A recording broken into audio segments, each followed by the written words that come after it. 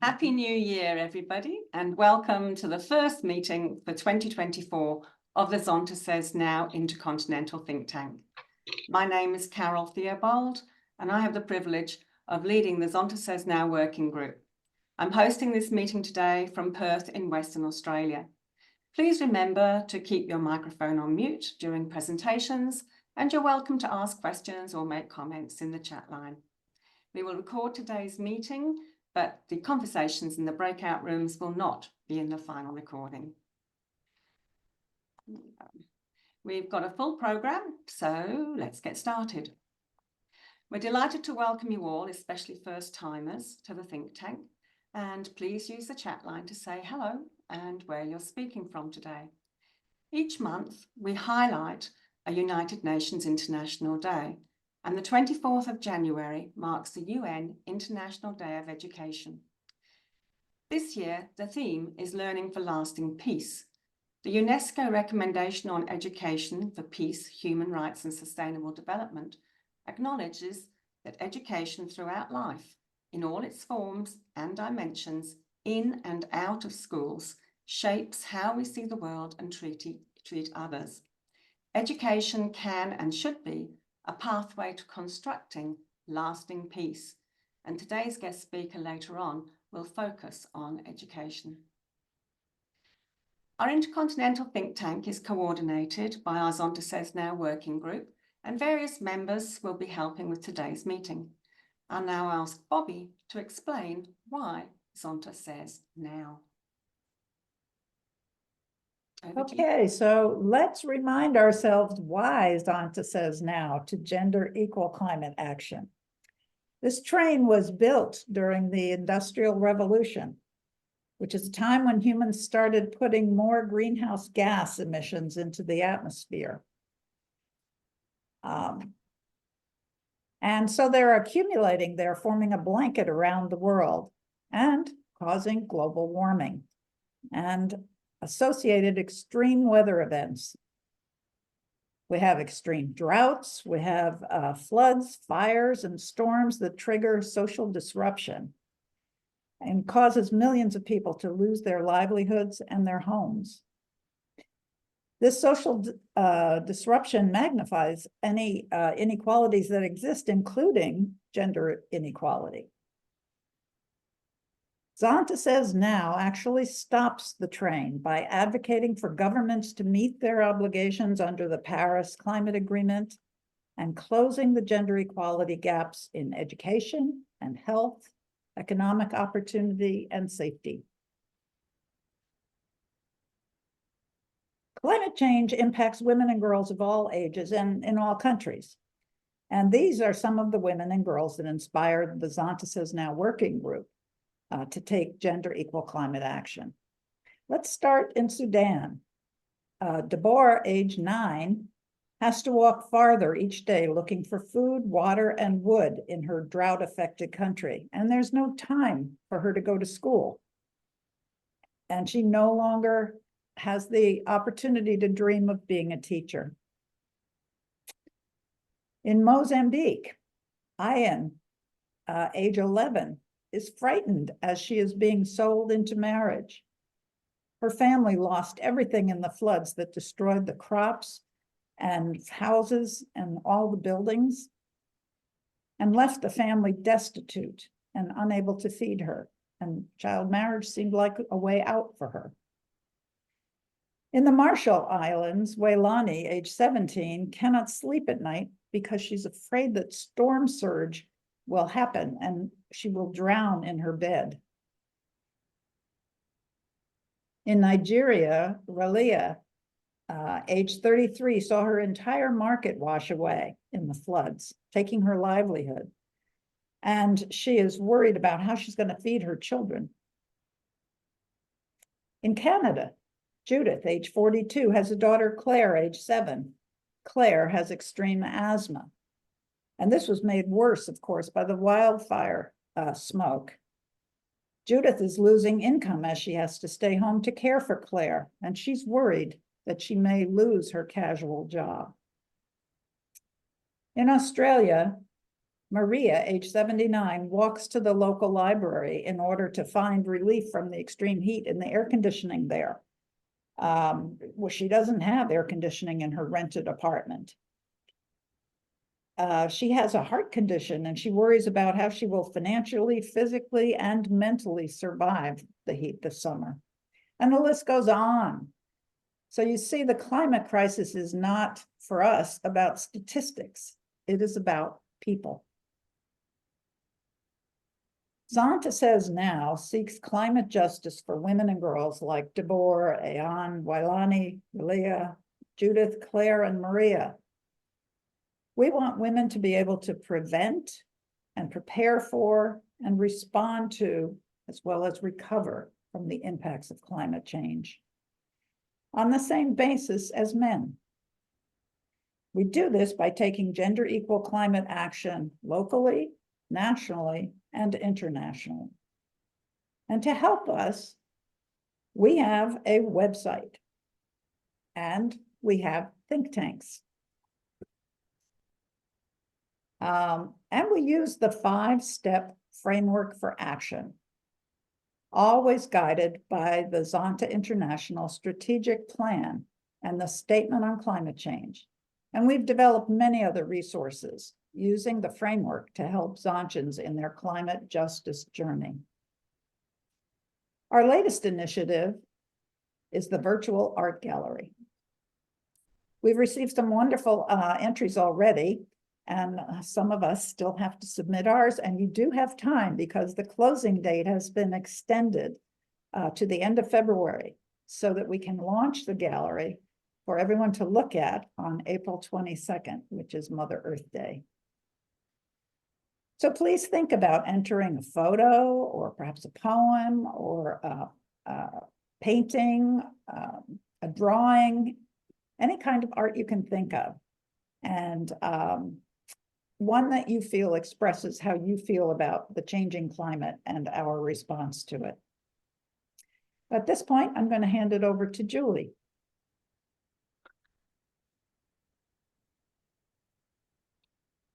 Thank you, Bobby.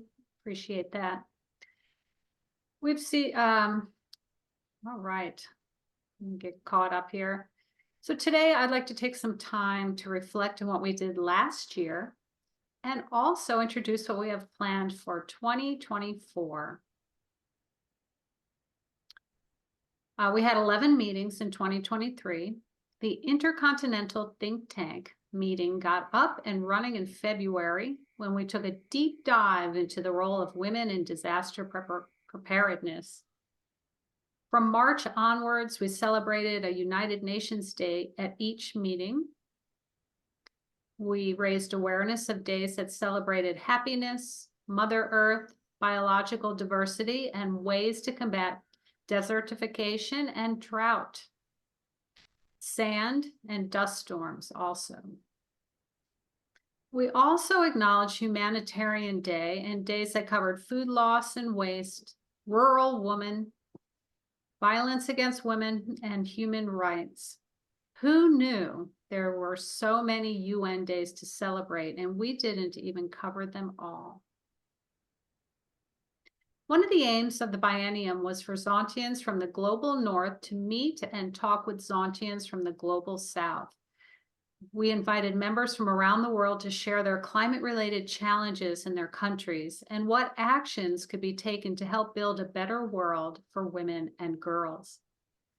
These presentations triggered some marvelous discussions in our breakout rooms. Many thanks to all of our speakers for opening our eyes to the many challenges and opportunities. Climate change has impacted all of us. Helen Bowie in New Zealand showed the devastation caused by Cyclone Gabrielle. Aba Amisa, I hope I say her last name right, Kwainu from Accra in Ghana explained that Accra is below sea level and is severely impacted by flooding, destroying markets and livelihoods. Annette De Rosa in Switzerland described the melting glaciers, avalanches, landslides, and storms, the role of the Army and how fallout shelters from the Cold War were being used as shelters from the impacts of climate change. Anastasia Gbem in Nigeria showed how millions of people were impacted by floods, and nearly half the country was at risk of flooding.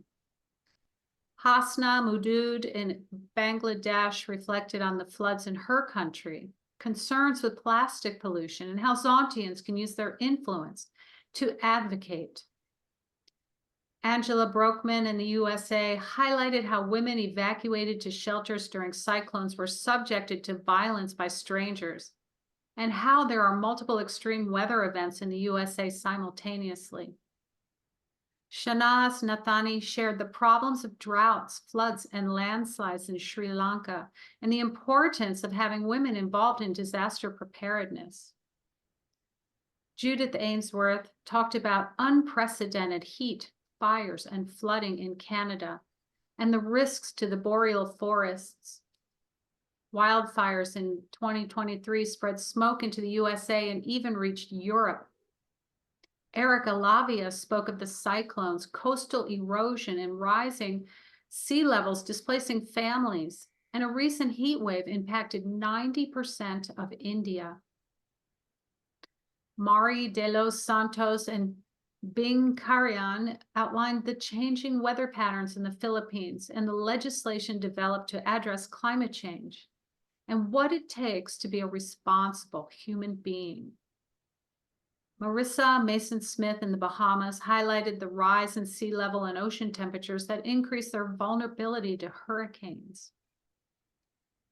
Karen Lang described the increasing numbers of fires, droughts, floods, storms, and landslides that hit Germany, and how disaster lighthouses were being built to protect the population. Christine Trenorden in Australia talked about the heat, floods, and droughts, and the role of Indigenous women in disaster preparedness. They all talked about climate policies in their countries and the need to involve more women in decision-making. We also learned more about Zonta's roles in the United Nations. Pamela Morgan shared what she does as Zonta's representative at the United Nations, and also the chair of NGO CSW 68, or co-chair, excuse me. Joan Kabayambi became Zonta's representative at the UN Environment Program based in Nairobi in the middle of the year and shared her experiences so far. Farida Lukmanji and Julie Traun, that's me, teamed up to explore food and water insecurity, and members were in awe of Farida's work with She Grows the World. During the 16 days of activism, Pia and Karen showed us how climate change contributes to violence against women. All of these talks are all on our working page, so why not revisit them? And I'm going to add, let's share them with other Zontians and community members. We wanted to know how members felt about climate change, what they were doing, and to share the ideas so that we can continue to improve Zonta Says Now. So we surveyed members, club presidents, and district governors and shared the findings at the October meeting. We are using the feedback to guide the development of our future resources. We also surveyed think tank members to find meeting dates and times that would help more members attend think tank meetings in daylight hours. We have made a list of next year's meeting dates and registration links, and this is on our working page also.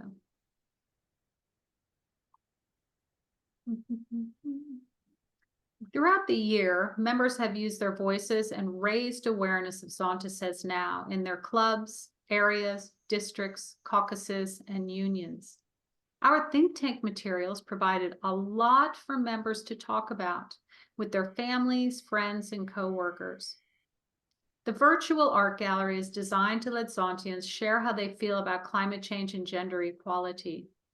We have received the first crop of entries and have extended the submission date to the end of February so that we can launch the gallery on Mother Earth Day, April 22nd.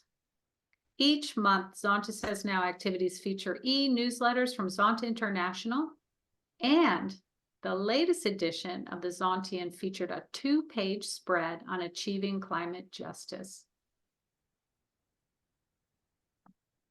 I'm going to pass to Bobby, who's going to continue our reflection. Okay. Throughout the year, we expanded our knowledge.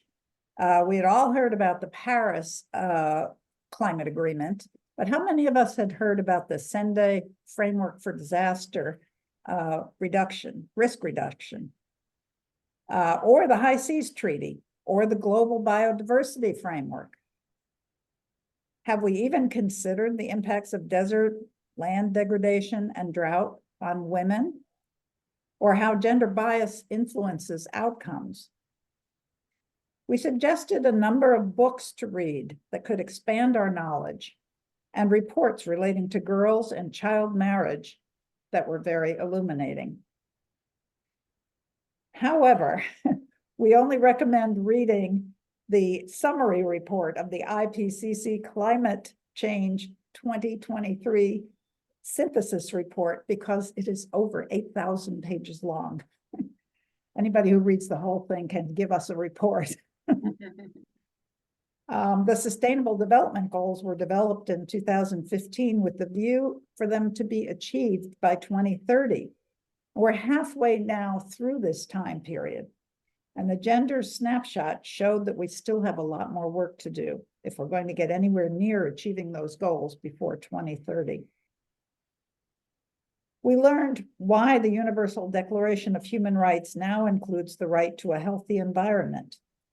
And we learned of the gender-related outcomes of COP28, held in Dubai.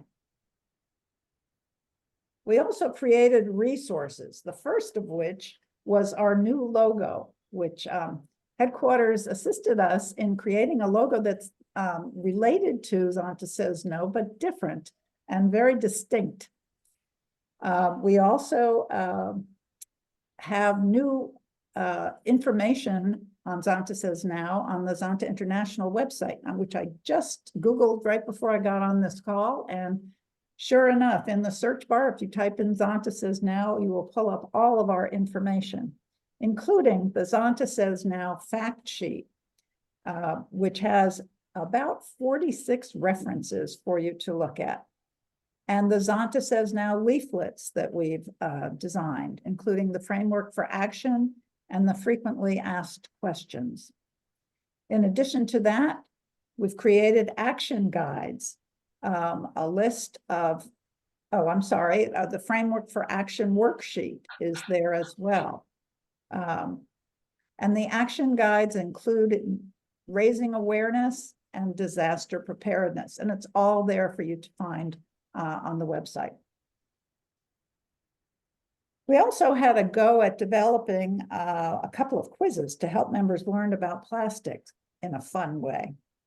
The first quiz focused on microplastics in clothing, and the second showed the progress of the Global Treaty on Plastic Pollution. We're mindful that Zonta Says Now is identified in the latest version of the strategic plan as Zonta's campaign to address climate justice at local, national, and international levels. And we do take this very seriously. We work from the Zonta Says Now communication plan that is constantly evolving. And each month, we send an emailed newsletter to remind think tank members of what is happening in Zonta Says Now. We keep members informed about everything we do through our working page on the District 23 Zonta Says Now website, where you can find all the slides and videos from meetings like this one. Behind the scenes, there's a lot happening as well. Remember, we're all volunteers and we're all learning by doing. And in 2023, we certainly learned a lot. You can see from our governance structure that the Zonta Says Now working group reports to the international board via a liaison team that consists of the Zonta International president, the CEO, and the events and communications specialists at headquarters. And Carol in particular, but all of us are grateful for each other in the working group that keeps Zonta Says Now on track and provides the human energy we need for this campaign. This year, we've seen teams start up to oversee the development of the virtual art gallery and our social media presence, as well as a couple of ad hoc teams to develop the action guides, surveys, NGO CSW 68 presentation that we will be doing in March, and to explore potential alliances. It's been quite a journey, and it would not be complete without the members of the wonderful Intercontinental think tank. So thank you to every one of you for your support in 2023. And so what is next? Julie will share with us. Thank you, Bobby. We have started planning for 2024 with each month aligned to an event in the UN calendar. Meeting times alternate so that everyone in the world can attend a meeting in daylight hours at least 3 times during the year. Be aware that next month our guest speaker will be from We Do, and that our presentation on 17 March at the NGO CSW will replace our think tank meeting. We have 4 priorities until the end of the biennium. We are preparing the NGO CSW presentation on 17 March. This, like I said, this will replace our March think tank meeting. We need to get as many entries for the virtual art gallery before the end of February so we can launch on the 22nd of April, Earth Day. We need to repeat our member survey to see if what we are doing is making a difference, and we are aiming to do this in April. We will wrap up this biennium at the convention in Brisbane, Australia.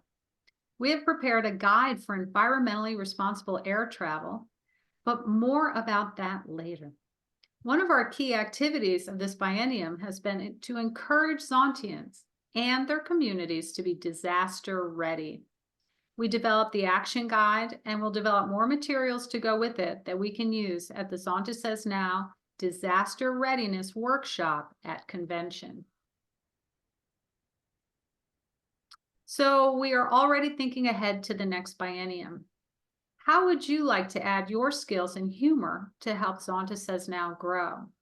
Would you like to add your voice to the working group or be part of a team? Please let us know if you want to help host a meeting, be a speaker, or have any ideas to help us achieve climate justice so we can build a better world for women and girls. I'm going to add that you can put it in the chat if you want to throw your name in the hat right now and let us know what you feel comfortable doing. So we look forward to hearing from you. You can send us an email, put it in the chat, and I thank you very much. We're going to move forward now so that Angela can introduce our guest speaker. Angela? Sorry, I had to take the mute off. January 24th is the UN International Day of Education. This year, the focus is peace and development. Peace and development are not separate to the issue of climate change and women and girls. Sue Lee from the Zonta Club of Melbourne, Onyarna, has taught in Australia, in city schools and remote Indigenous schools. Also, in Nepal and Timor-Leste, developing countries, with wide range of students to engage in successful learning. Sue is also a career counselor with experience across schools, university, and the government sector. How students are educated impacts strongly on how they view their future options and community responsibilities. Today, teaching how to think is essential to solving problems of the future. Viewing education as a lifelong process allows us to cope with change and new ideas. Teaching women and girls pays dividend for communities and our countries in terms of peace, positive climate action, and development. Sue will talk about the importance of education for the individuals and society. particularly in terms of climate action and understanding the impacts of climate change on women and girls today. Sue, please educate us. Thank you. I'll just share screen. So as the introduction said, my name's Sue Lees from the Zonta Club of Melbourne on Yarra. And today this presentation is really from my personal view, my personal teaching experience. And I think that people from other countries particularly may have some different and interesting ideas to add to it later on. So the education of girls supports peace, development, and acting on climate issues. And this is perhaps mainly a view from Australia, but thrown in with some of my experience overseas and around Australia. So as we just said, the focus for 2024 International Day of Education is peace and development. And we need that so much. And that's just a few of the problems for women around the world at the moment, unfortunately. There's some things we all know pretty much. We know that women and war is a pretty terrible situation. So that in the UN Women on December the 20th of last year said that 2/3 of those displaced and killed in Gaza were women and girls. As well, women were suffering from increased rape, other sexual violence, increased unwanted pregnancies, and sexually transmitted diseases. And it really doesn't matter which side you favour in any war, it is always the same story for women. Post-war, women we know bear the brunt of secondary and lasting effects of war, insecurity, displacement, and disrupted productive and reproductive and healthcare, and that's actually really important for women. Hold on. My presentation is just frozen. Okay.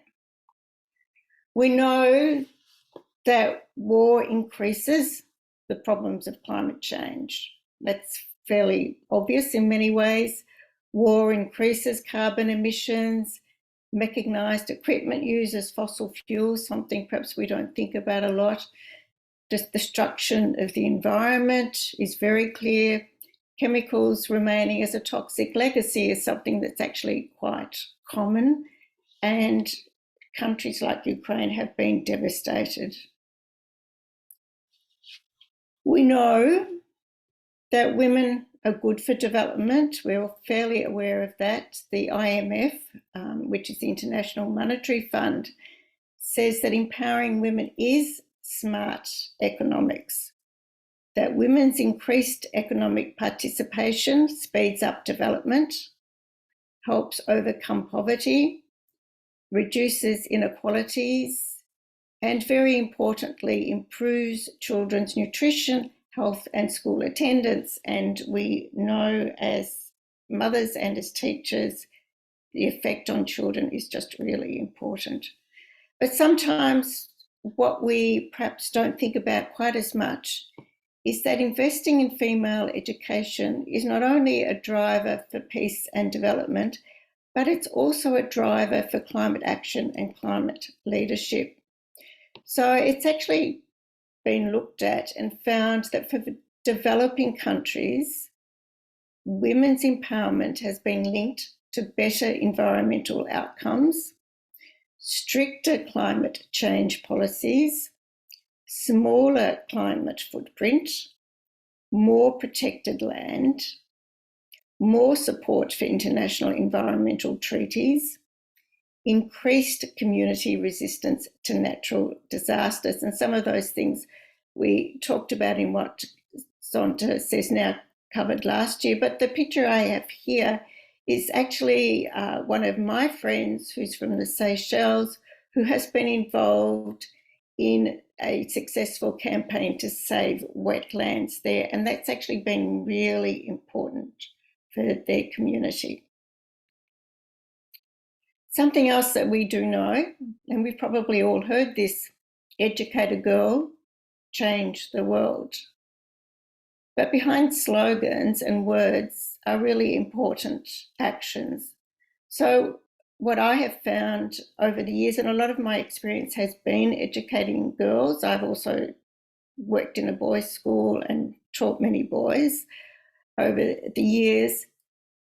But particularly when I've worked in developing countries, educating a girl, and I'll show you some examples later on, don't just change her world or even her family's world, which can be quite significant for them, but it can change the whole world.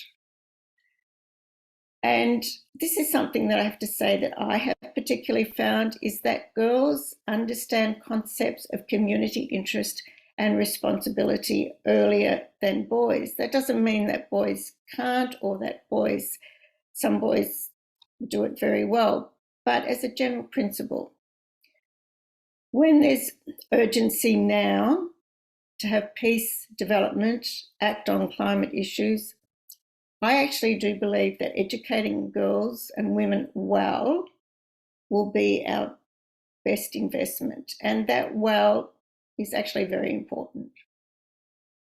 So as I said, the boys are important, but when you look at education, boys do have a higher dropout rate. They repeat grades more, they have more difficulty learning and becoming motivated. Girls find it harder to access countries, particularly in places like Afghanistan, but they make the most of their opportunities when they do have it.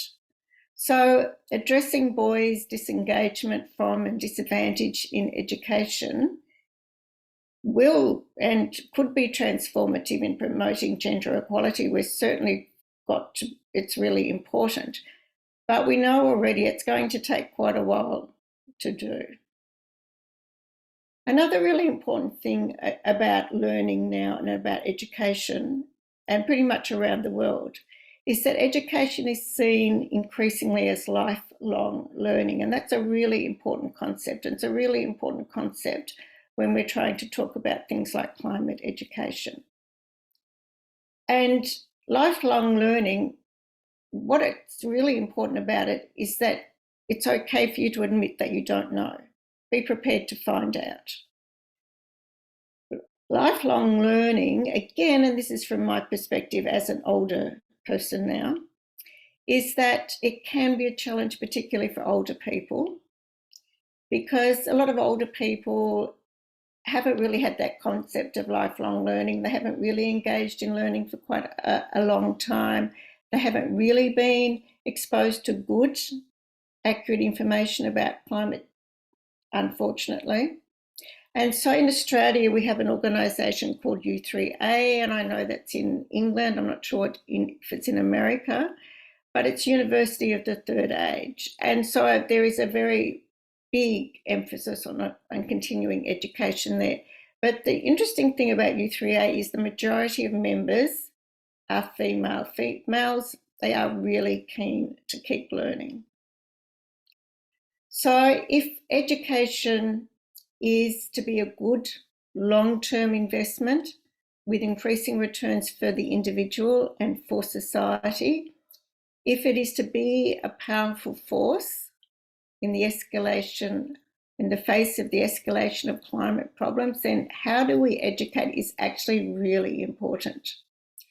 And I think the first thing about education, and that I've, particularly in developing countries, is that we need to give agency to people, to women in particular, not fear.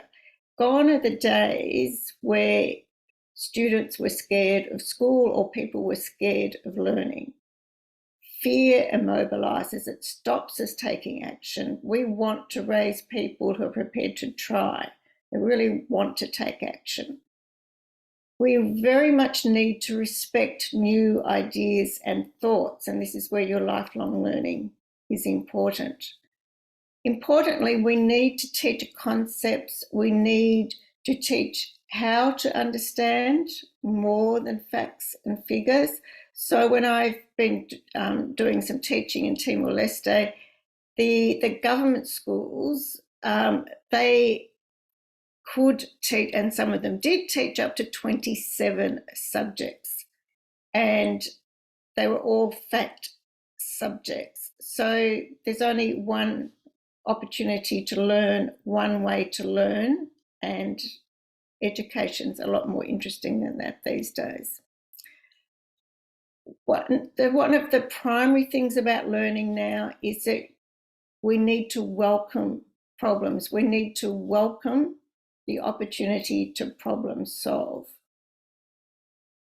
And this is what we're doing in schools now, showing students that to accept that not only there may be a problem to solve, but there may be many possible solutions to solving the problem. There is not necessarily just one right way or one answer to everything.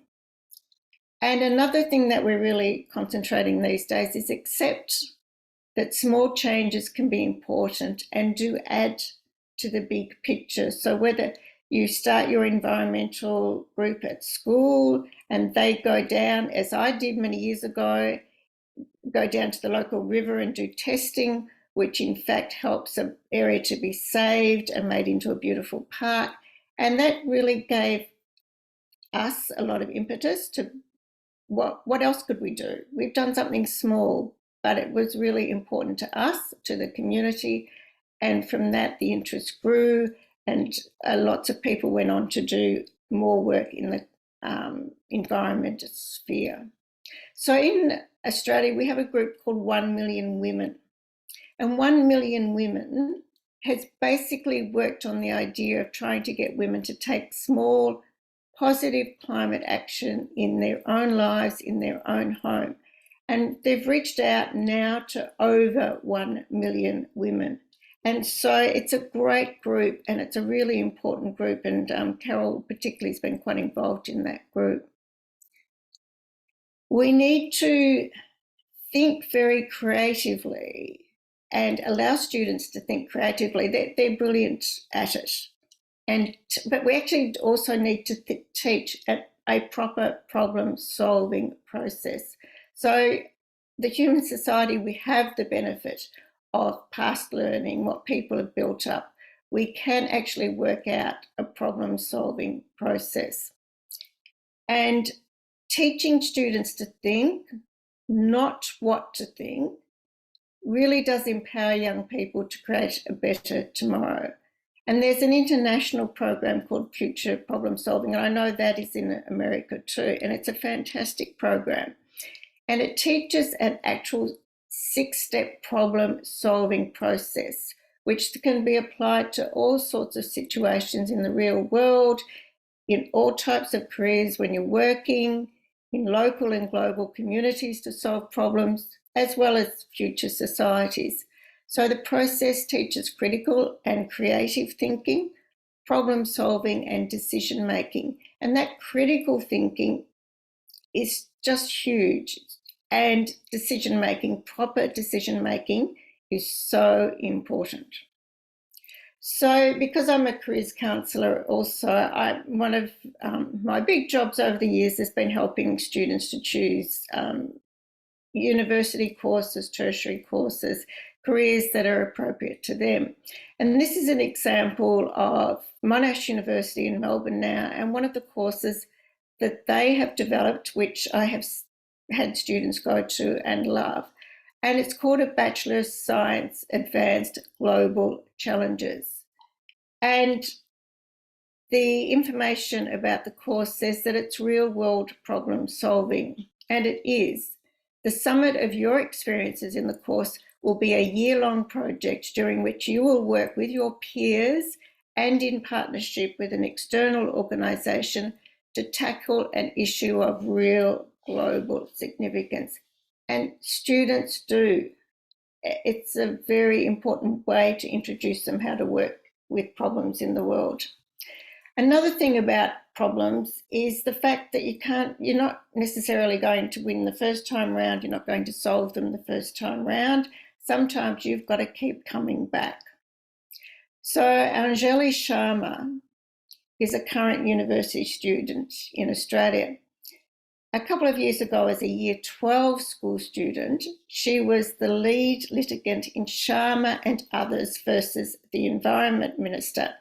It was a class action claiming that the Federal Environment Minister had a duty of care to protect young people from the future harms of climate change. It was a very significant case. They didn't actually win, but now they're going about it another way. They've come back, they've enlisted the support of one very, very good male senator in Australia, and a number of female politicians who we call the Teals, who are independents, and they're working with them to try to create some legislation and get it passed. And they've got a good chance. If they don't, they'll come back again, I'm sure.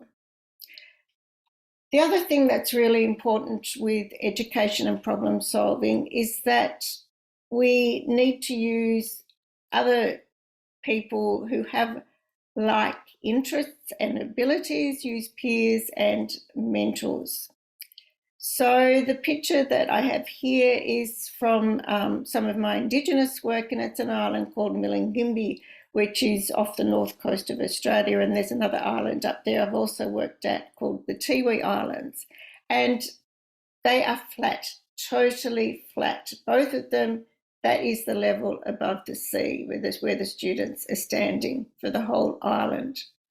So the schools have been really concerned about climate change and trying to tell the community, trying to tell the students about it, but we weren't doing very well. They weren't really engaged. But then an Australian footballer visited the islands, and his job he was given was actually to teach the students about climate change. And that was really significant. So football's huge in Indigenous, what we call Australian rules football is huge in Indigenous communities. And he actually got through to them where we couldn't, but also because he actually came from the islands himself. And the students said, we know him, we understand, he is one of us.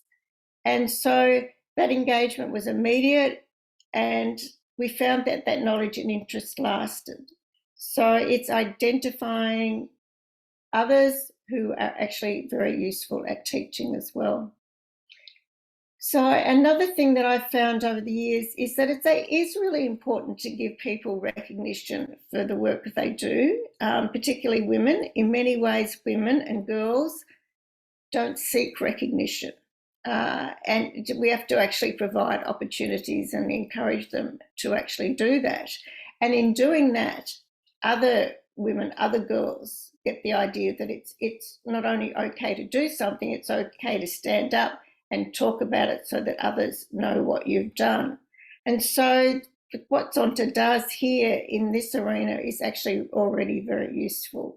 So you've got young women in public affairs, and I look after that for our club. And the women, the girls who we've had the last few years, they've all had a really strong climate interest, as well as the many other wonderful things they do. And Phoebe Burke here was one of the international winners last year. Women in STEM, that's a really important one for girls and women now too, because we know there's brilliant women out there and they do in STEM with climate action is really important. And then Women Taking Climate Action is currently a District 23 award.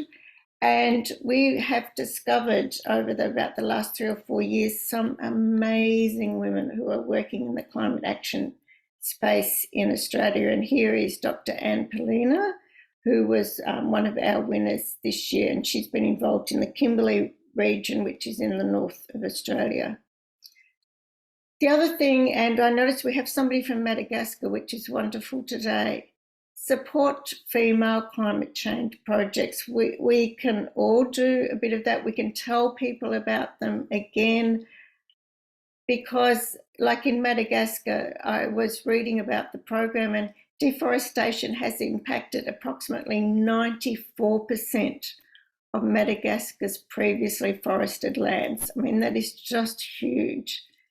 And so Zonta, working with UNICEF, enables children, particularly girls, to live and learn in a safe and inclusive environment, and empowers them to take actions to change and build climate-resistant communities. So they're actually learning about climate change. So it's well worth supporting Zonta there.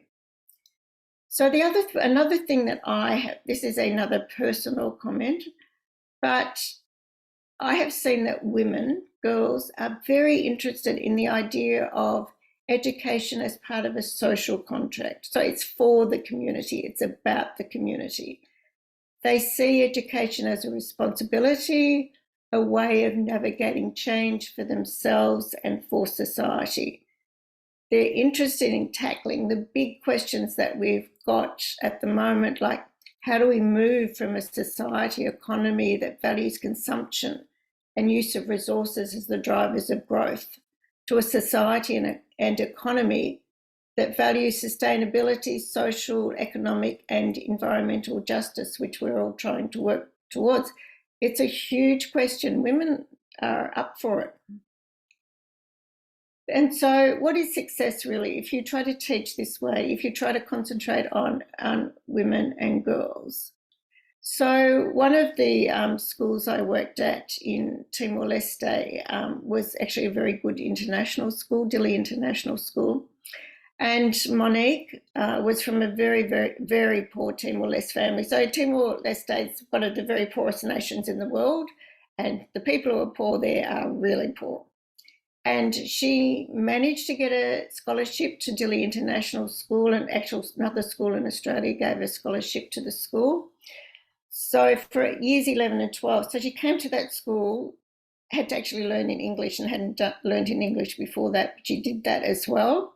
She went into a school that valued problem solving and initiative. It's an international baccalaureate school as well. So her education was totally different from the 27 subjects she'd done rote learning in a local school.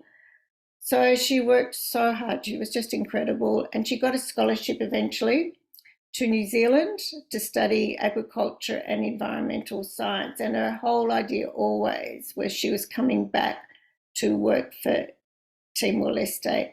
So now she works in an NGO. She's supporting farmers. She's trying to teach them about the environment. She's trying to teach them sustainable practices in their farming. But in her spare time, she's actually started her own community centre so that she's teaching students, young children, so with the whole idea that eventually they can get to where she is and her country can improve.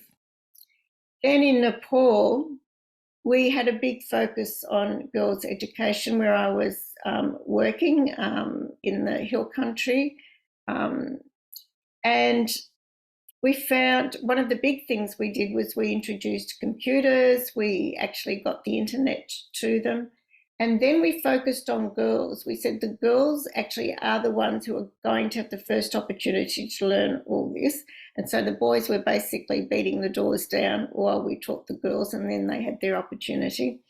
But what we found was that those girls, they started to have dreams of what they wanted to do in their life, how they wanted to help their community. Some of them went off to university, and we found, because we've been involved in the Nepal project for a number of years, that they come back, they actually work in their community. Even in their holidays, they were coming back to actually do programs with the women, teach the women how to use stoves more environmentally and things like that to cook. So we had really created a generation of leaders in the community and opened their own world. So in the developed countries, some of our girls are way ahead. They're doing amazing work in the climate area. So for the District 23 talk last year, we had one of my past students, Amy Steele. And Amy is currently the head of office and global subject lead for climate risk and adaptation at NG Impact, which is a large French international company that's working in Australia as well, particularly in the mining sector, teaching them how to be more environmental.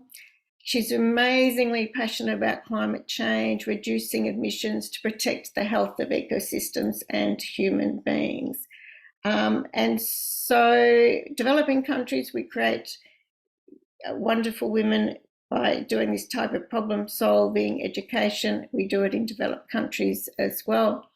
So basically, I suppose what I'm trying to say, and I know that I'm teaching to those who know a lot anyway, but I'm hoping that maybe I've just given you a few ideas that you can go away and talk to people about it, because it's word of mouth is actually still really important in spreading our message. So to educate women and girls well and save the world, and that well is really important because it does support peace, development, the UN education principles. In a climate emergency, which is what we do have now, we've all been trying to say, no, it's not that bad, but we do have to face it is a climate emergency.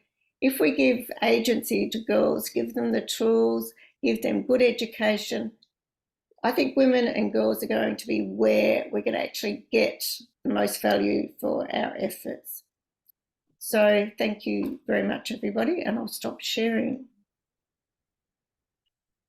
Thank you so much, Sue. That was so inspiring and so motivational.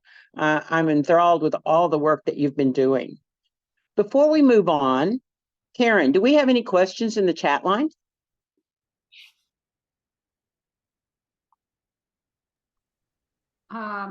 I haven't seen any, so I invite people to add their questions in the chat line so we can discuss.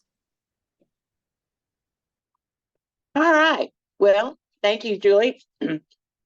So next up is our breakout sessions.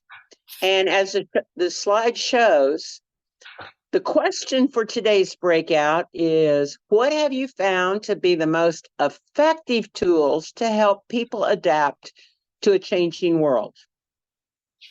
It may be adaptation, it may be resilience, it might be growth mindset, curiosity, or something entirely different. We're going to aim for about 15 minutes, and then we will come back into the large group and we will outbrief what each area talked. So Carol, if you want to break us out now. So did you want to kick off the proceedings with what you found in your room? You want to go off mute and share? I think everyone's out. Yeah, good. Sue, you're on mute. Yeah, sorry. We had a really useful discussion, and we had a few teachers in our group, which is probably not unusual amongst women who are taking the lead in doing things these days.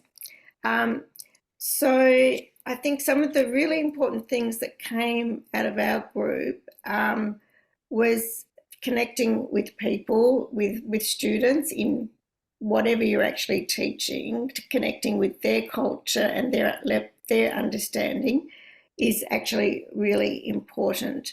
Joanne was telling us that she's actually been doing climate presentations to students, and that in fact the most interest comes from school students. The college students are slightly less engaged because they've probably got a lot other things going on in their life, but the school students really seem to be wanting to take on the responsibility of that future work that needs to be done on climate change. It was really good news. Some of the schools coming in and doing big climate change projects, like putting in solar panels, and how that's actually spread to other schools wanting to do the same thing. I have to say that I was pretty amazed to hear, because when I talked about, awards, Zonta awards, and how important they are, and other awards for women, that's not so simple in America anymore, that the US Supreme Court has actually brought down a ruling which actually makes it difficult to give scholarships which are only for women. Yeah, so yeah, I really I was actually quite amazed at that, because we know that women tend not to put their hands up to be recognised as much.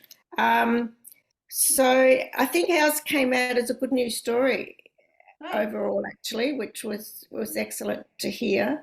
As parents, as teachers, the kids were very involved, and schools were very involved.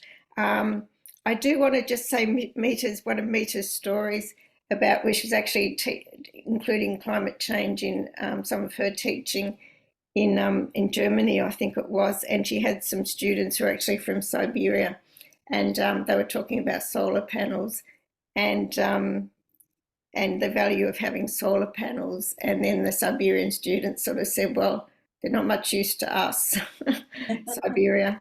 So all these things that we think, oh, this is a great idea, but we actually have to be quite local. And Joanne was really good, because when she did a presentation, she actually made it very local. What are your local problems? What can be done about those? So, it was a great discussion. Thank you. Excellent. I'll go over to Angela. Angela, what was yours?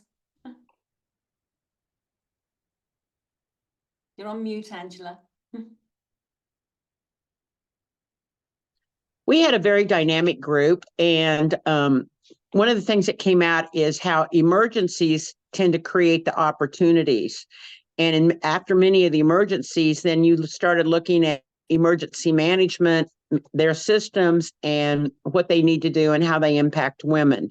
And from there, we also went into how we get information through the media, get the information out so that people can hear it and start to accept it, and how to market the actions that are needed, i.e. One of the Eileen talked about how they produce public service announcements, how to do recycling just from the kitchen, how to tag, how to mark, and how to move things. We talked about how a project can really pull us together and focus on what we're accomplishing. And we went back when we were mothers, and, there was a school project, and we all wanted our kids to succeed, and we all pulled in there and collected and did whatever it was that was needed to be done. And then being able to break it down into achievable actions so that we could see those actions and recognize the results of the actions. And then the perspective of listening to perspectives and what is the fear, and helping them unpack the fear and move from being frozen in fear into being motivated to act and move forward.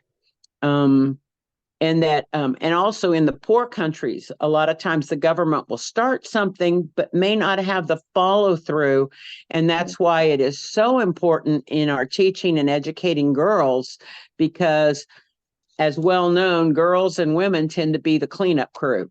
We're the ones that come back and follow through and, pick up the room, pick up the mess, follow through that way. So those were a lot of the highlights out of our group. Excellent. Julie, what was going on in your group, or Bobby, which was little? Bobby was in our group, but I went ahead and led the group. Not surprising, right? And I just jumped in and started leading. So, okay, we had a lot of energy in our group. It was really exciting. So Bobby led us off with the awareness of more people have a self-interest in climate action. However, nobody knows where to start and how to do it. And that actually led us to getting stuck and not knowing how to do anything, and then leading us to, taking one action. We have this new famous quote, and is find the power of finding your people.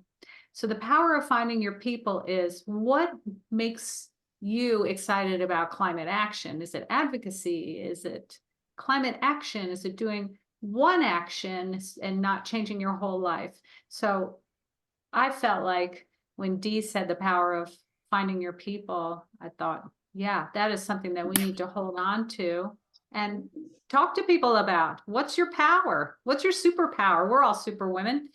And so she talked to Dee, actually explained how she joined a protest with like-minded people, and it was amazing and powerful and inspiring and motivating, and it was such a great thing to do. Laura talked about the hesitancy of starting. She was impressed by 1 million women, but like I have already mentioned, people don't know how to start, even if it's just one action, which I think lends itself beautifully with finding your power and finding your people. So those two actually very much integrate. And then we traveled forward into how talking about this issue with older folks in your family, with the elderly, with you know, people that like aunts and uncles and grandparents, to engage the heart, get out of your head, move to your heart so that you understand more and have more awareness, self-interest, and empathy for new generations. So that was a super important part of our discussion, is moving from your head to your heart and engaging with local community members and family members who are older than you, who need to realize that, you know, we're protecting for these young folks coming up. And then we got into this robust conversation about compost, which is fantastic. So Leslie shared a compost project it's like a test project that's going beautifully in Brooklyn, New York, with compost bins and composting in the areas where there are apartments. So we know composting is a wonderful tool for soil health, food, reducing food waste, helping people understand food security and insecurity, and spreading the food around, and so many other things, lowering methane, etc. So it's actually quite a tool. And so that led us to her explanation of the project, led us to our Canadian Zontians saying, oh, well, we've done this for a while in our cities. I'm surprised others don't. And so that led us to, well, in the United States, you know, we're kind of far behind. But we all enjoyed the compost discussion, because most of us here are into compost and in our group, and it was, if not all of us. And so it was robust, and we didn't want it to stop, but here we are, we're back. So that was our wonderful discussion. Well, that's great. Well, thank you all so Can much. Can I mention one more thing? One more thing from our group is someone in our group mentioned Fridays for Future from the Greta Thunberg book. Yeah. I'd like to learn more about that. And so I just bring it up because maybe you do too. I'll put it in the chat if I can find it while we're talking. Excellent, excellent. I'm mindful of time, so I'll just move on. Okay. There's a couple of things I just want to point out. Thanks everyone for your discussion. Members often raise concerns about the emissions associated with travelling to convention. We've heard the comments in these meetings over the recent months. So we decided to look at this issue and provide some guidance to members so they can get to Brisbane in an environmentally responsible way. Okay, so we put together this leaflet, and it's hot off the computer. It's designed to be read on screen, as there's a few hyperlinks in it. And we talk about why Zontians like to attend the convention, and we put some simple tips in to reduce your air travel emissions. For example, you can choose an airline with newer, more fuel-efficient aircraft, fly economy class, pack lightly and avoid excess luggage, choose direct flights over flights with a few stopovers. And we explain that while air travel is not sustainable yet, we describe some of the initiatives that are being undertaken by the industry. But until we get a major technological breakthrough, we must save emissions in other areas of our lives to put them towards our air travel.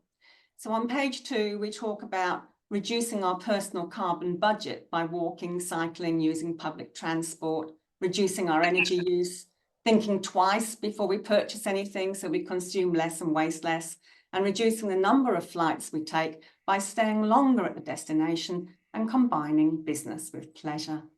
And then we show how to calculate emissions using the International Air Transport Association's CO2 Connect Emissions Calculator. And you put your flights in and it works out how many kilograms of CO2 are used by where you're choosing to fly, you know, business class or economy, etc. And we explain how the amount's calculated. It's unlikely that all of our lifestyle changes will cancel out the flights, so we recommend also offsetting our emissions. And that's when you buy carbon credits from reputable environmental projects that remove the same amount of emissions from the atmosphere as you use on your flight. So where do you buy the credits? Well, we describe the gold standard for the global goals that provide certified carbon credits from projects that reduce greenhouse gas emissions and contribute to at least 3 sustainable development goals. It was developed by the World Wildlife Fund with other international NGOs and received support from UN agencies, including the UNDP and UNFCCC. The projects must be gender sensitive, but one project's gone a step further and is gender responsive. The Lango water project actually puts in boreholes, and these boreholes for the water mean that the women and girls don't have to go walking everywhere to collect the water or the firewood to boil the water. And as a result of this project, they've violence associated with water collection is now down to 0. The local Water Resources Committee membership is almost gender equal, and women have more time to spend on income generation activities and leisure. So the project saved 50,000 tonnes of carbon a year, clean water for 40,000 people, reduces disease and reduces school absenteeism. Can you imagine offsetting your emissions and advancing gender equality at the same time? Made you think. Anyway, the leaflet will be on the Zonta website very soon, so please follow the guidance in it when you fly to Brisbane. Anyway, we're talking about education. We have our disaster preparedness action guides, which we did last year, and we're not sure how many people actually use them. So we thought, well, with more disasters happening every day, we need to ramp up our preparedness activities. So we've developed some leaflets. These are in draft at the moment to go with the action guide. And these disaster ready guides are specifically go with the disaster readiness action guide. First one is, why are women and girls more vulnerable to the impacts of disasters? And we talk about the unique needs of women and girls. And, you know, we just work through, you know, the mental health, livelihood, participation, food security, etc., and provide a list of resources that you can go to for more information. It's just to get people thinking, okay? The second one we've done is your household disaster ready? And this is individual action that you take for your own family and where you're living, you know, getting ready. What happens in your area? Do you have a household disaster plan? What does it include? You know, so we go through this. This is all questions designed as a conversation starter to get you moving to develop your own if you haven't, or to get you having conversations with friends and families so you're all on the same page when it comes to taking action. So the second page is, you know, what to pack. You know, what would you keep packed and ready to go within 5 minutes if there's the knock on the door, get out now? Or what would you add if you had an extra 30 minutes or so? Or what would you add if you had a day's notice or 2 days notice that you sometimes get with cyclones? So it just talks about, you know, writing the plan. We put you on, every country is different. So you have to remember, we can't give answers because every country is different how they do things. So we ask all the questions and say, right, okay, now we've stirred you up your thinking. We want you to problem solve. So go and look at your government disaster agency or your National Red Cross or Red Crescent agency to see if they actually have any resources. And alternatively, you can start by downloading the Australian Red Cross Ready Plan, which is a really comprehensive plan and easy to follow if you can't find anything else. And also, Liz Witham from the Zonta Club of Prowess, County and District 12, She did a really good presentation, which was videoed by District 12, on what she does, her own personal experiences of packing and leaving for disasters. And it's just so beautifully done that I recommend you have a watch of that too, because it really brings it home, the reality and the immediacy of this problem. We're hoping to have 2 more leaflets coming soon. Is your community disaster ready? And is your country disaster ready? Which will bring out different actions to advocate on and how we can actually help change laws to make sure that women and girls are not disadvantaged during the climate emergency. We've seen the power of education today. So why not give the gift of education by donating to the endowment fund so that we can build a better world for women and girls? And remember that through Zonta Says Now, we work for climate justice for women and girls so that Debor will be able to go to school. Ayan will not be sold into marriage. Welani can sleep without fear of drowning. Ralia's market will be flood resilient and she can support her family. Judith can look after Claire without worrying about her job.